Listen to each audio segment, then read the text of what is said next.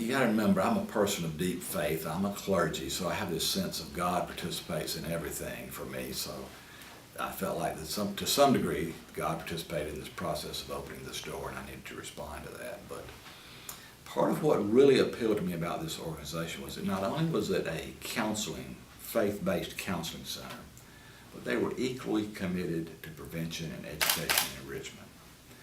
Not many organizations like this, and that's part of what's made it unique in terms of who we are and who we've become and evolved over these years.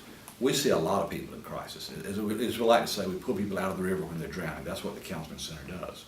But our community services are designed to keep people from falling in the river, or if they do fall in, teach them how to swim. That's the Business Resource Center, the Ministry Resource Center, the Right from the Start. Right from the Start's a marriage counseling. Marriage is a marriage education and enrichment program, and the servant leadership program. So those are the community-based, where we go out to the community and educate and work at prevention and enrichment. The Protestant Puritan work ethic was just right up there next to God at my house.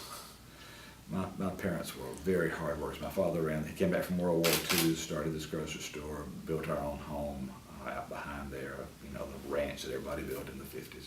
So from the time I was 4 or 5, I was in that store. So by the time I'm 6 or 7 or 8, I'm pumping gas, I'm stocking shelves, I'm doing all of those things. And I thought everybody, I didn't know I could even date on Saturday nights, because Saturday nights you're working in the store, cleaning up everything after. And when I say working at night, we're talking leaving at 10 or 11 at night after all the customers have gone. But the story, the thing that, in terms of leadership, the thing that hit me, and this is where the whole servant leadership thing, how the circle of life comes around. I remember one Saturday night, we were closing up, and Dad said, "Son, go get me a couple of good-sized boxes from the back." And I went and got them and brought them to him. He went around and picked up the staples, the cooking oil, flour, and all the things that a family of 5 or 6 would need for a week, and said, "Come go with me." And I said, "What are you doing? Because you're not making a list." We ran on credit back then, as you can imagine, week for week or month to month. And we went out to a customer's house down the street and pulled up all the lights. We could tell they were there, but the lights were off. And it was, he went up to the front steps, put the 2 boxes on the porch, got back in the car, blew the horn, and drove off. I said, "What are you doing? Giving away groceries?" He says, "Dad," he said, "Son, Elijah's got a family and children that need to eat this week, and it's been raining all week. He has not been out to be able to work in the woods to cut the trees and bring them to the pulp mill. So I know he doesn't have any money. That's why they didn't show up tonight to buy groceries." Now that has stayed with me big time. How old were you? I was probably 8 or 9 at that point. In terms of a diagnostic category, we talk about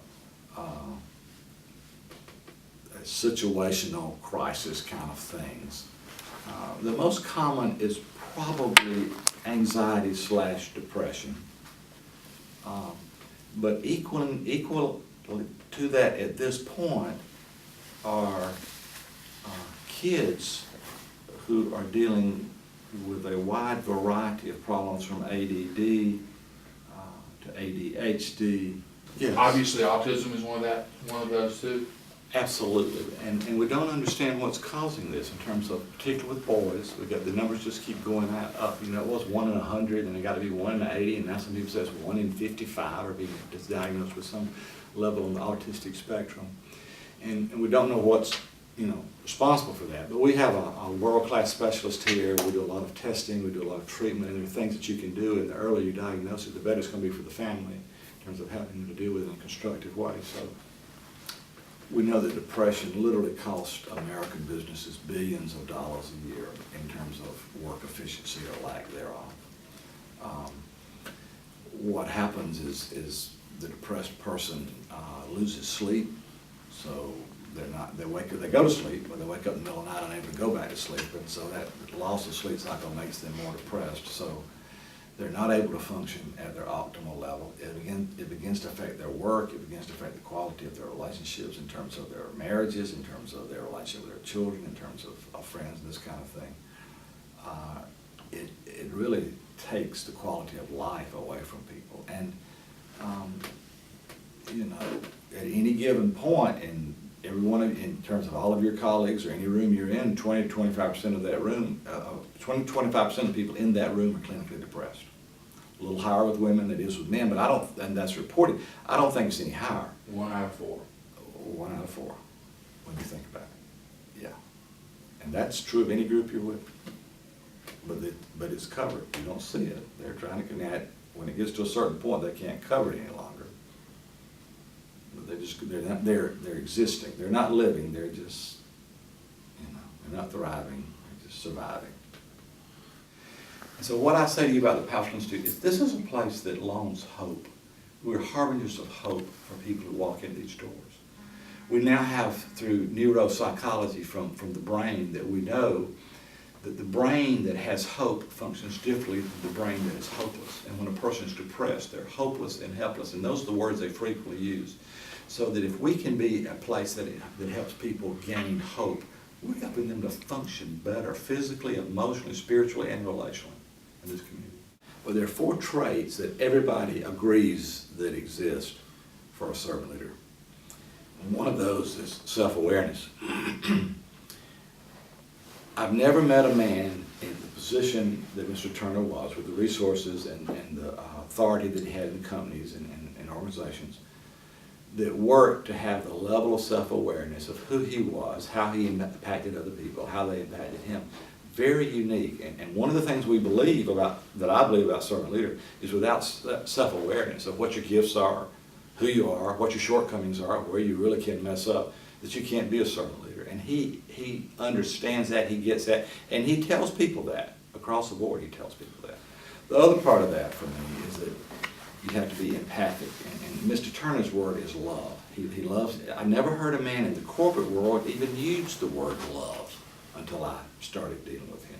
He has a love for people, particularly young adults, that he wants to see empowered and to make this world a better place, which is why he spent so much of his resources and his time trying to spread this philosophy of servant leadership through the universities and through the young people, because he sees that as a way of making a change, and it's going to change. It is changing our region. We can talk some more about that. But the other piece of this is I've never met a man with a level of vision and a visionary as Bill Turner is. And I've been directing a center for a number of years in the Louisville area before I came here.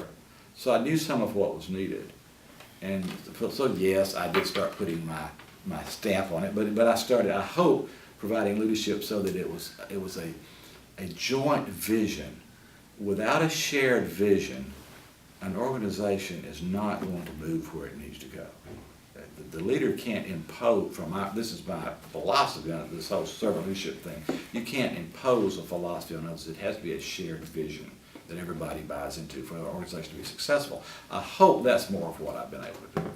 I don't want people working at the Pastoral Institute who this is a job for them.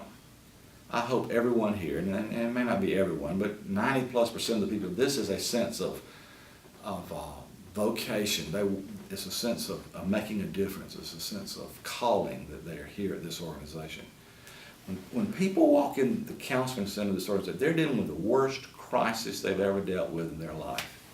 And if you're just here doing that as a job, you're going to have a hard time doing that day in and day out. There has to be a sense of calling and heart and head into that. It's got to be more than a paycheck. It's got to be a sense of, I want to do this to help improve the quality of life for others. Because of those companies and because of the leadership that leads and doesn't care who gets the credit for it, this town has the potential to be the best, I think, Tier 2 city in America in terms of quality of life. There's no problem we can't solve if we put our minds to it. And we've had some problems, we have some problems, and we're going to have some other problems. Now, those companies get it. And what I was going to say about Bill Turner early on, he's not the only one who gets it.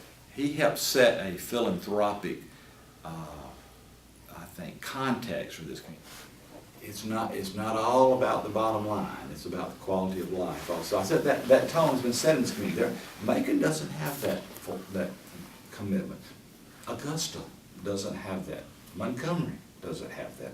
We're unique at that point. So there's a different tone in terms of, I think, the resources that people have. And to me, that's part of servant leadership. It's not all about me.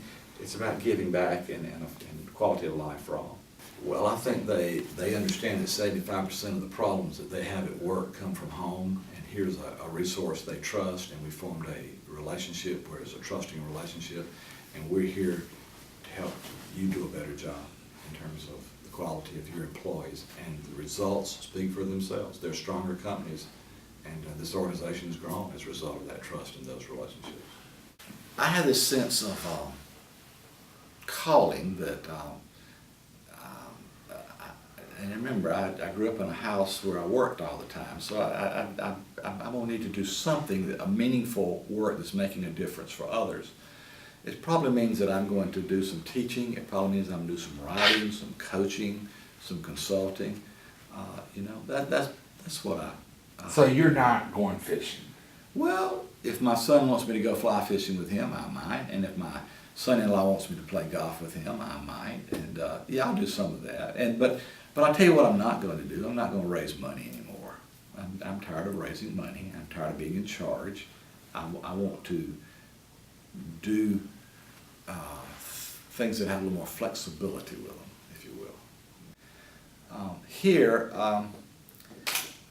that we are meeting needs at a level that I'm not sure I ever thought was possible, and that we've become part of the weave and the warp, or the weave and the warp of the fabric of this community at a level that I wasn't sure could ever happen, but it has, and I'm very fulfilled by that.